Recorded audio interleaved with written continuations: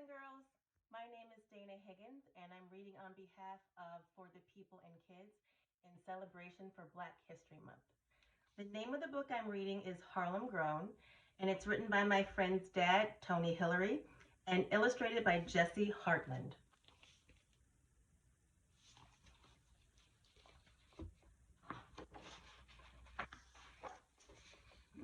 Once in a big city called New York, in a bustling neighborhood called Harlem, there was an empty lot.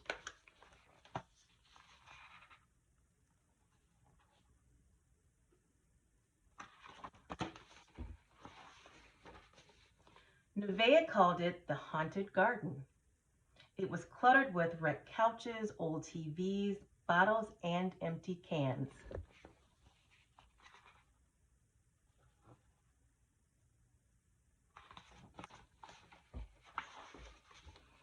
Once, in a big city and bustling neighborhood, there was Nevaeh's school. PS 175 it was called, and it sat across from the haunted garden.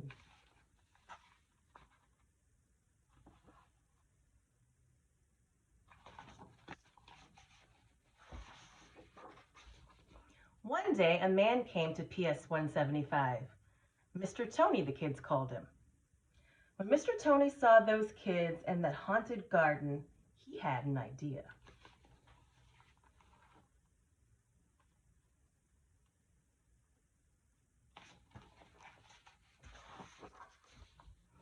He began to clear the haunted garden, one piece of trash at a time.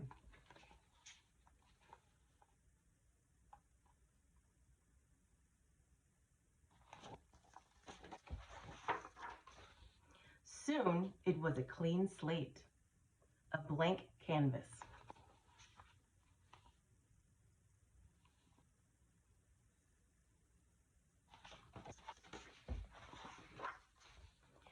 Mr. Tony laid down new clean soil. He invited Nevaeh to help. There's them working. All the things they're planting and doing.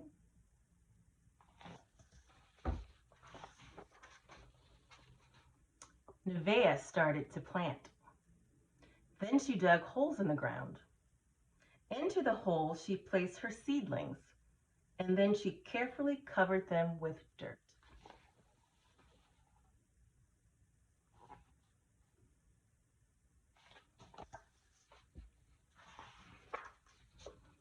Her friends came too. 400 seedlings went into the ground, one for each kid. Basil, mint, cilantro, rosemary.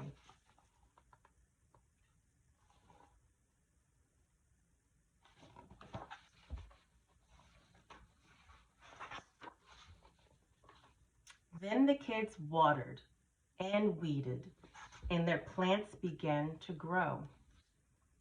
Once, when Nevaeh came to the lot after school, her plant was wilted and sad. Well, try again, said Mr. Tony. We'll plant something different.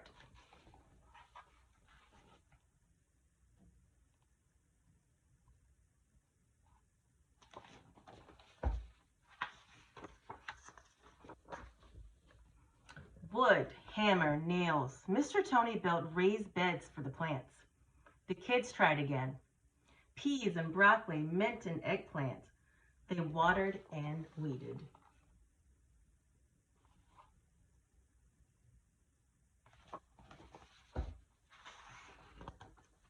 And at last, food.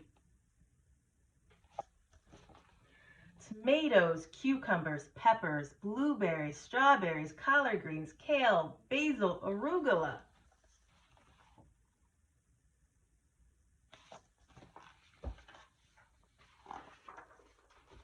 Mr. Tony watched and helped and smiled. More kids came from the neighborhood. They tended their plants, which grew and grew. Up came more fruits and vegetables. The kids took their green beans and carrots and cucumbers home to their families for dinner.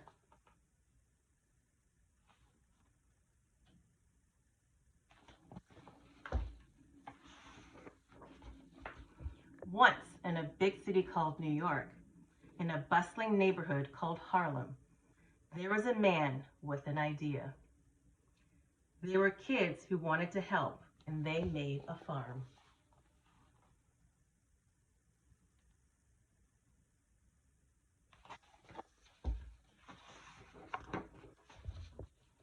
Dear reader, first things first, there's something I want you all to know about me. I am no garden expert. I'll even let you in on a secret. I've killed more plants than I've been able to grow. I knew nothing about what it takes to grow a single plant, let alone start an entire farm. But I saw a problem and I wanted to fix it. In 2010, I closed my company when the economy took a turn. I began to volunteer at PS 175 in Harlem. Like many in Harlem, the underfunded school had no art or gym classes. At lunchtime, the students had so much pent-up energy, they would often find themselves in trouble. The blocks around PS 175 are host to about 55 fast food restaurants and 29 pharmacies, but not one single store from which to purchase healthy food. When I noticed a vacant lot across from the school, I had the idea to begin Harlem Grown. Now the kids and their parents, with the support of Harlem Grown staff, grow thousands of pounds of fruits and vegetables a year, which they give to their neighbors and community free of charge. After school and on weekends, local kids flock to the garden and tend to their vegetables and fruits. Incidents in the cafeteria decreased dramatically because the farm encourages collaboration and patience. I realized that many of the students growing up in the concrete jungle didn't know where a tomato came from until they were introduced to Harlem Grown's farms. Now they happily eat their fresh vegetables because they're proud to have grown them themselves. Originally, the plot was on 134th Street. Our urban farm has expanded to 12 sites across Harlem. It employs 22 full-time staff members who provide administrative support, additional crop maintenance, and go into the schools to teach nutrition and sustainability, and most importantly, mentor children daily. At Harlem Grown, the mentors are all young men and women from the community, and they work hard to teach and inspire the kids about healthy eating while also studying hard to complete their education. This little patch where it all began still exists, and every summer the sweetest strawberries in all of New York City grow and are eaten by the children who tend their urban farm. Sincerely, Tony Hillery, founder and director of Harlem Grown. How cool is that? I hope you guys enjoyed this book as much as I enjoyed reading it to you. Bye.